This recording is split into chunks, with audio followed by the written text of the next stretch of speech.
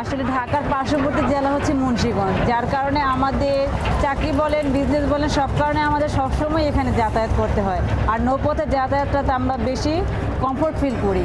কিন্তু আপনার 95-এর আগে থেকে এটার মানে নদীর অবস্থা এতটা সংকটাপন্ন ছিল না, তো স্বচ্ছ নির্মল পানি ছিল আর নদীপথে যাতায়াত করতে খুব ভালো লাগতো। তো 95-এর পর থেকে বিভিন্ন ট্যানারি আর বর্জ্য থেকে এত বিকট গন্ধ ছড়ায়, পানিগুলো একদম কালো হয়ে দূষিত হয়ে গেছে, যার কারণে আমরা সেই আগে সুনির্মল পানিগুলো পাচ্ছি না, আর আগের অবস্থায় আমরা নাই। বিকট গন্ধের কারণে এখন দেখা যায় আমাদের নদীপথে যাতায়াতটাই আমরা বন্ধ করে দিচ্ছি। এখন খুব কালো ভদ্রের প্রয়োজন হলে আমরা আসা যাওয়া করি, তাছাড়া না। আমরা আসলে এটা নিষ্কাশন চাই, সুন্দর নিষ্কাশন চাই, যাতে আবার সেই সুন্দর একটা নদী আমরা পাই। এ এক নীরব অভিমান, যে অভিমানের ভাষা জানা নেই আমাদের। বুড়িগঙ্গা, বাংলার ভেনিস নামে ডাকা হয় তাকে। বুড়িগঙ্গার পাড়েই দেশের বৃহত্তম শহর এবং বাংলার রাজধানী ঢাকা অবস্থিত। ধারণা করা হয় 400 বছর পূর্বে এ নদীর তীরেই গড়ে ওঠে ঢাকা।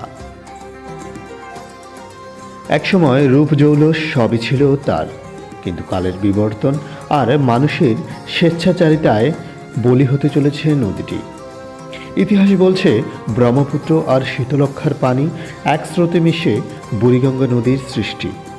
তবে বর্তমানে ধলেশ্বরী নদীর শাখা এটি। আবার অনেকে বলছেন ধলেশ্বরী থেকেই বুড়িগঙ্গার উৎপত্তি। তবে পূর্বের ঐতিহ্য হারাতে বসেছে নদীটি। রূপ যৌবন যেন মৃতপ্রায়। শীত মৌসুমে এতটাই দূষিত হয় নদীটি যে মাছেরা পর্যন্ত আবাসস্থল ছাড়তে বাধ্য হয়। অনেকটা এমন যে বুড়ি হচ্ছে বুড়িগঙ্গা। তাই তো স্মৃতিচারণ করতে গিয়ে একজন স্থানীয় বাসিন্দা জানালেন নীরব অভিমানের কথা।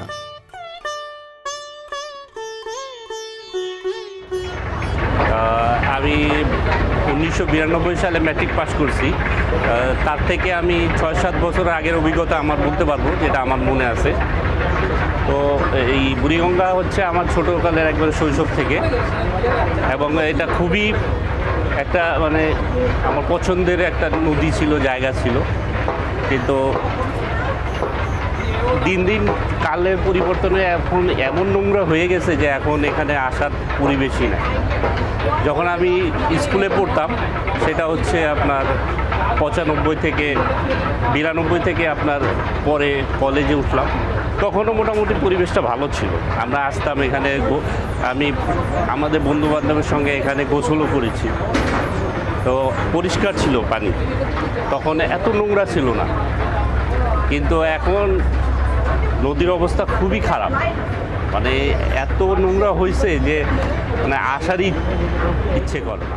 দূষিত। এবং বুড়িগঙ্গার বর্তমান অবস্থাটা কি আমরা দেখে থাকি আসলে সাধারণত গ্রীষ্ম এবং বর্ষাকালে কিন্তু এই নদীটি কিছুটা ভালো থাকলেও শীত আসার সময় কিন্তু এই নদীর চিত্রটা একদম পরিপূর্ণভাবে পাল্টে যায় এবং এতটাই দূষিত হয়ে পড়ে যে এখানে নাকে যদি আপনি ভিডিওতে কখনোই অনুধাবন করতে পারবেন না যে এটি আসলে কতটা দূষিত, এবং এখানকার যে কালো পানিগুলো আছে এবং সাথে সাথে যে দূষণ আছে সেটি কতটা ক্ষতিকর।